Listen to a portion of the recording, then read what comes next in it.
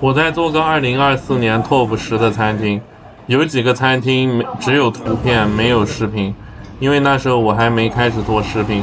那大家就来看看 TOP10餐厅到底是哪几个吧。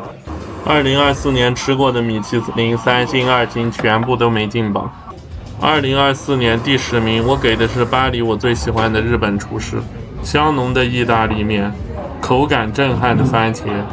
熟成无敌的三文鱼，让我留下了深刻的印象。他现在已经退出了原来的店铺，我相信以他的审美，他这样的天才，我一定会在欧洲或者日本再见到他，到时候再帮你们测评他的新餐厅。第9名是东京的烧肉鹰古园，他们家的和牛是又平价又便宜又好吃，绝对没有牛骚味，超级软嫩，入口即化，而且吃着不腻。他们家预约超级困难，他不接受网上定位，只能打电话预约。当时日本行我还去了2家塔贝洛和高分店，都是日本前10，完全被这家吊打。一家有罗尼图三，还有一家金利苑，直接裸奔这家店。这家的肉质直接吊打那2家，完全是只有牛香味没有牛膻味，入口即化，而且不腻。第8名是我在2024年3月还没当博主的时候，在慕尼黑吃过的顶级羊排。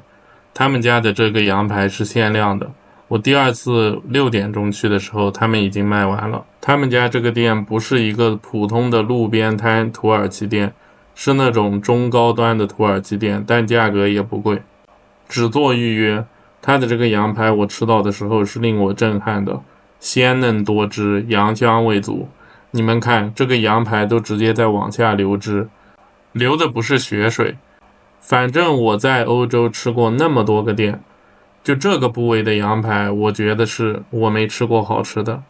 除了最近这几天在多特蒙德吃过的那家店勉强及格以外，所以这家店的这个羊排的部位真的让我震撼。看着是一样的东西，羊的品种不一样，直接是完全不一样的。在今年的现在，我得到了一个最大的感悟，新不新鲜不是第一重要，最重要的是品种是不是对的，是不是顶级的。品种好是冰冻保存完好的，也比那些喂饲料喂科技的动物现杀的好吃。第7名我给的是易桂河，易桂河基本是中国大陆在面条里面熬汤绝对是独一无二的存在。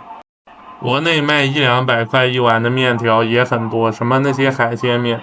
但是真正做到有匠人精神，能跟日本拉面抗衡的，除了易桂河没有第2家。真正的高汤，真正的清澈见底的浓汤，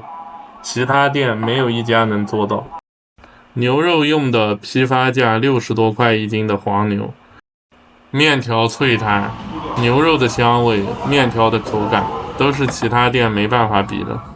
只推荐阳春面、咖喱牛肉面、红烧牛肉面，其他东西一律不推荐，踩雷别怪我。很多格局小的人还在纠结它的价格，我想说的是，中国大陆要没有这碗面的话，完全没办法跟日本的拉面抗衡。国内是有很多味道还可以的面，但是都没办法称为匠人，基本都是随便做做，一点钻研精神都没有，上不了台面。第6名我给的是东京的寿司在，当时我去的时候，它连当年的前100都不是，现在它已经是超过4分的店，也获得了2025年的铜牌。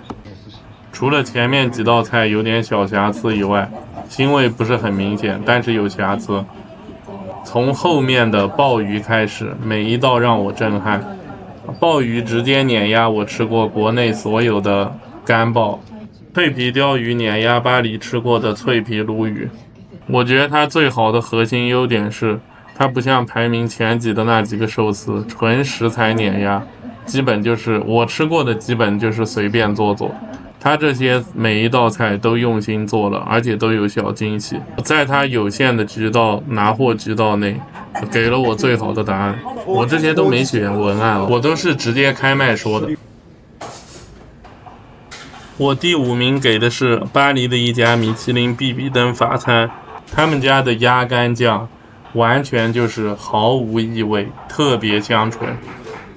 后面的内脏小吃全都发挥了应有本来食材的本味，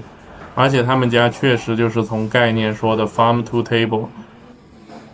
牛排的这个配菜茄子，完全口感让我震撼，我都不敢相信是茄子，爆炸奶油般的口感，实在太夸张。这个羊肉完全无膻味，没有血腥味，超级嫩。后面的生的小牛肉完全是在吃奶油一样。后面不知道为什么，他们家我12月又去的时候，每一道菜都不太满意，所以以后我不会再去了。排名第4的是这家看似超级普通的路边小店，当时我其实也不明白这家店有多好，我是吃了2家潮汕头部的牛肉店，我才恍然大悟，他们家为什么真的好。因为其实潮汕用的根本不是贵州的真正好的黄牛肉，而是带有膻味的杂交牛、育肥牛。真正好的牛肉根本不需要分部位，直接就是像他们家一样，切了以后直接涮，就吊打潮汕的所有牛肉，嫩度香甜，没有膻味。后面我去问了，他们用的是国旗的关岭小黄牛。现在已经过了2年，不知道他们还能不能保持水准。如果你们要去的话，一定要记住，不要选红酸汤，也不要选白酸汤，让他直接给你牛肉原汤，然后直接涮是最好吃的。还有必须点那一道尖椒炒黄牛肉，你吃绝对会惊艳，超级嫩，超级香，根本不用蘸麻酱。蘸麻酱是不懂牛肉的吃法，盖住了食材的本味。很多人的所谓懂吃，只是对所谓的常识死记硬背，完全无脑的吃法。我的第3名给的是中餐之王新荣记。如果是对国内高端食材供应链完全没有概念的人，他是根本不会懂新荣记有多好的。否定新荣记，那是证明你完全对高端食材一丁点概念都没有，你还停留在市场买点菜的水平，只带着自己那点主观的偏见跟主观的味觉。我没有多少评价的，有心的人不懂的人可以去搜一下帝师怎么聊新荣记为什么厉害的。帝师是个怎么样的人我不知道，但是吹牛逼跟科普绝对是顶级的。新荣记在我吃过的高端菜不算最牛的，只能算一般的，跟日本、欧洲比。但是如果中国连新荣记都没了的话，那就中国高端菜什么都没了，那中国只有贵价菜，只有吃虚伪和吃装修、吃面子的店，主要是没有高端食材供应链，那中国只剩下便宜好吃的店了。这当然也有可能有，只是我没吃过。希望新荣记能在国内星星之火可以燎原吧。2024年第2名我给的是东京头利有西的中目黑本店。他们家大师的历史我也不再过多介绍了，反正日本的高端烧鸟就是他发明的。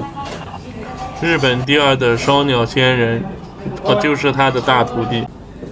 他们家就是难度高的那几个内脏，特别鸡肝，特别震撼，完全是冰淇淋的口感，没有腥味，入口即化爆炸的口感，你们一定要去试试。他们家的烧鸟绝对比其他家厉害，但是他们家的那些鸡肉料理做的就比较一般了，因为他们主要是做真正烧鸟的店，不是做鸡肉料理的店。真正有烟火味道，不炒作，也不是贵家店的店。2024年的第1名是我吃过安特卫普的比尔餐，当时他的这道冬季鳕鱼和龙虾红烧肉把我震撼到不行。我没想到鳕鱼能做到那么奶香柔嫩，龙虾能做到那么脆弹柔嫩。我至今还没吃过比他们家做的更好的熟的鱼。他们家的酱汁调的也是味道非常好，不会像我们脑子里的欧洲菜，要不就过酸、过苦、过咸，他们家的平衡是比较好的。基本都是突出一个奶香味。下面的那块红烧肉，口感爆炸，没有猪骚味，超级香，完全超过我吃过所有的国内中餐的红烧肉。就这个老板在荷兰，我上次打卡的一家米其林2星工作，我觉得他们家的味道是比我去那个米其林2星的味道做得更好，但他们家的食材拿货毕竟有限制，我反正每年都会去他们家打卡，价格也不贵，但后面的评价都没有这次高。食材的品类真的决定了所有菜的60%以上。